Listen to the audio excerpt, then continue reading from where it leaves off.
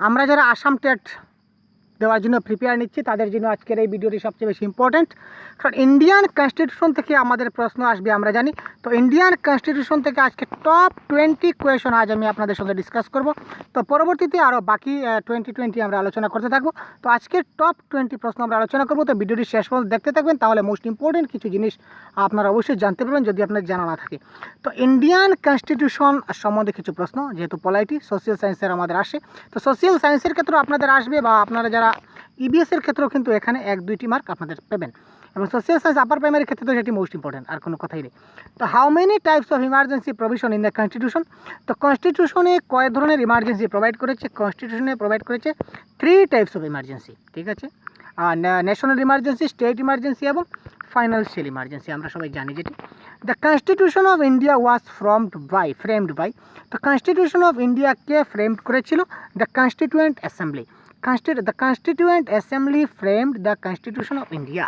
The original Constitution of India was published at, the original Constitution of India publish করা হয়েছিল কোথা থেকে? দেহরাদুন থেকে। মোস্ট ইম্পর্টেন্ট মনে রাখবেন, the constitution of India was published at Dehradun. তো নেক্সট প্রশ্ন, the governor is shown by chief justice of high court. হাইকোর্টের চিফ জাস্টিসকে গভর্নর শোন করে। The anti-defection law is given in which schedule of the Indian Constitution? আমাদের যে schedule আছে, total 12টি schedule আছে। তো anti-defection law is given in which schedule of the Indian Constitution? তো সেটি 10th শিডিউলে আমাকে বলে দেয় anti-defection law, ঠিক আছে। তো who proposed the preamble before the drafting committee of the Constitution? তো হু প্রপোজ দ্য প্রিয়াম্বল, কে প্রিয়াম্বলকে প্রস্তাব দিয়েছিলেন ড্রাফটিং কমিটির আগে? তো জওহরলাল নেহেরু। কারেক্ট আনসার হবে Jawaharlal Nehru was propose the preamble before the drafting committee of the constitution. Which of the following has the power to from new state or to change the border of the state?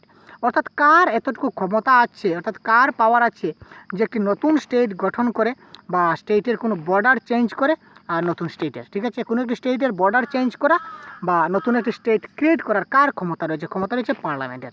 Parliament has the power to from new state or to change the border of the state, any of the state. Which body decide the condition for getting the citizenship of India? তো citizenship of India কার কোন বডির মধ্যে decide রয়েছে? সেটি parliament বডির মধ্যে decide রয়েছে। According to Indian constitution right to life is, তো অ্যাকর্ডিং টু ইন্ডিয়ান কনস্টিটিউশন, তো ইন্ডিয়ান কনস্টিটিউশন মতে রাইট টু লাইফ হচ্ছে ফান্ডামেন্টাল রাইটস। তো আমাদের টোটাল 6 প্রকারের ফান্ডামেন্টাল রাইটস রয়েছে। তো 6 প্রকারের ফান্ডামেন্টাল রাইটস সম্বন্ধে আমরা ডিটেলসে এক্সপ্লেন করবো, অন্য একটি ভিডিও আপনাদের দিয়ে দেবো, যেখানে শুধুমাত্র 6টি ফান্ডামেন্টাল রাইটস থাকবে, তবে তার সাব পার্টগুলি রয়েছে। যেমন আনটাচেবিলিটি রয়েছে, আনটাচেবিলিটি কত নম্বর আর্টিকেলে রয়েছে, কোন আর্টিকেলে রয়েছে, কেন রয়েছে, কিসের জন্য রয়েছে, এই সবগুলি আমরা পরবর্তী ভিডিওতে আপনাদের অবশ্যই দিয়ে দেবো। তো আপনারা চ্যানেলটি সাবস্ক্রাইব যদি না করে থাকেন, অবশ্যই চ্যানেলটিকে সাবস্ক্রাইব করে থাকবেন, এবং আপনারা যদি অবশ্যই চ্যানেলটি সাবস্ক্রাইব করে নিচ্ছেন তাহলে অসংখ্য ধন্যবাদ। তো what type of writ is not used under the Indian constitution? Correct answer injunction, সেটি আমরা কেটে দিলাম। তো এইখানে দেখুন 5টি রিট রয়েছে টোটাল, এখানে নট আছে, গতিকে আমাদের অপশনে ছিল তাই ইনজাংশন হয়ে গেছে, যাই হোক। তো এখানে 5টি রিট আছে ইন্ডিয়ান কনস্টিটিউশনে। যখন ফান্ডামেন্টাল রাইটস, যখন কেউ অধিকার খর্ব হয়, কেউ নষ্ট হয়, তখন 5টি রিট রয়েছে, অর্থাৎ 5টি রিটের মাধ্যমে তারা সেটিকে রিকভার করতে পারে। তো habeas corpus, prohibition, certiorari, mandamus, quo warranto, এই 5টি বিষয় আপনারা জেনে নেবেন। তো 5 ধরনের রাইট হচ্ছে the Indian constitution provide 5 writs to protect fundamental rights. তো this known as habeas corpus, prohibition, certiorari, mandamus and quo warrant, অর্থাৎ 5 ধরনের রিট রয়েছে। 5টি ধরনের রিট আপনারা ভালো করে জেনে নেবেন। তো how many members can be nominated for both house of the parliament by the president? তো 2টি হাউস থেকে, রাজ্যসভা এবং আপার হাউস এবং লোয়ার হাউস থেকে মোট কতজন সদস্য প্রেসিডেন্ট দ্বারা নির্বাচিত হন? রাষ্ট্রপতি মনোনীত সদস্য টোটাল 14। তো when were the fundamental duties inserted in the Indian constitution?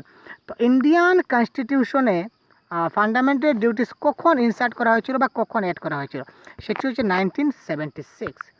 তো ideas of welfare state are content in, the ideas of welfare state are contained in directive principles of state policy. Which article of the Indian constitution provides for the constitution of Panchayat Raj? তো পঞ্চায়েত রাজ যেটি রয়েছে, পঞ্চায়েত রাজ Indian কনস্টিটিউশনে কত নম্বর আর্টিকেলে রয়েছে? Most important প্রশ্ন। ঠিক আছে, কত নম্বর আর্টিকেলে পঞ্চায়েত রাজের ব্যবস্থা রয়েছে Indian constitution? Article 40, under article 40 রয়েছে। Who is the constitutional head of the Indian government?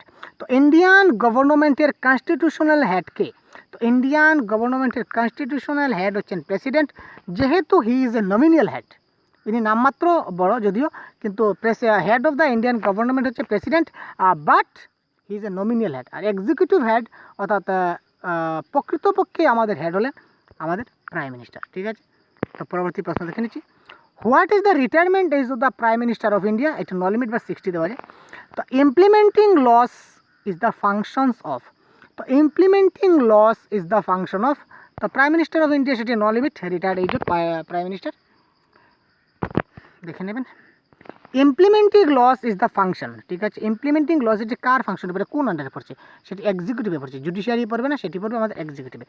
Which of the following makes law in India? তো ল কে তৈরি করার ক্ষমতা রয়েছে বা ল কে তৈরি করতে পারে? President and both houses of the parliament. President and both houses of the parliament সংযুক্ত হয়ে যে কোনো একটি ল তৈরি হয়। তো who is the chairman of the Rajya Sabha? তো রাজ্যসভার চেয়ারম্যানকে, মোস্ট ইম্পর্টেন্ট প্রশ্ন। Who is the chairman of the Rajya Sabha? Vice president of India is the chairman of the Rajya Sabha. ঠিক আছে, তো আজকের ভিডিওর সর্বশেষ প্রশ্ন, এবং আপনারা অবশ্যই যদি সাবস্ক্রাইব করে না থাকেন চ্যানেলটিকে, অবশ্যই আমাদের সহজগুরু চ্যানেলটিকে অবশ্যই আপনারা সাবস্ক্রাইব করে দেবেন, কারণ এই ধরনের মোস্ট ইম্পর্টেন্ট ভিডিও আপনারা আগন্তুক দিনে পেতে চলেছেন। এবং সম্পূর্ণ কোর্স কমপ্লিট করার চেষ্টা করব, পলাইটি, হিস্ট্রি, তারপর আমাদের জিওগ্রাফি, সবগুলি আমরা চেষ্টা রাখছি। The power of mitigation of dispute between centre and state falls Supreme Court of India. তো সেন্টার এবং স্টেটের মধ্যে যদি বিবাদ সৃষ্টি হয় তো সেটি সুপ্রিম কোর্টে মীমাংসা করে। ঠিক আছে, তো সুপ্রিম কোর্টের 10টি জুরিসডিকশন রয়েছে, তো সেখানে অরিজিনাল জুরিসডিকশনের আন্ডারে তারা কী করবে? সুপ্রিম কোর্টের কয়েকটি জুরিসডিকশন রয়েছে, আন্ডার সুপ্রিম কোর্টের কয়েকটি জুরিসডিকশন রয়েছে, সেই জুরিসডিকশনগুলি আমরা পরবর্তীতে আলোচনা করব। সেই অরিজিনাল জুরিসডিকশনের আন্ডারে সেই সেন্টার এবং স্টেটের বিবাদগুলি কী হয়? ঠিকঠাক হয়। ঠিক আছে, বোঝা গেল? তো যাই হোক, আপনারা মূল্যবান কমেন্ট দিয়ে জানাবেন ভিডিওটি কেমন লাগলো। তো পরবর্তীতে এই ধরনের ভিডিও পেতে চ্যানেলটিকে অবশ্যই আপনারা সাবস্ক্রাইব করে নেবেন এবং বন্ধুদেরকে শেয়ার করবেন। ধন্যবাদ।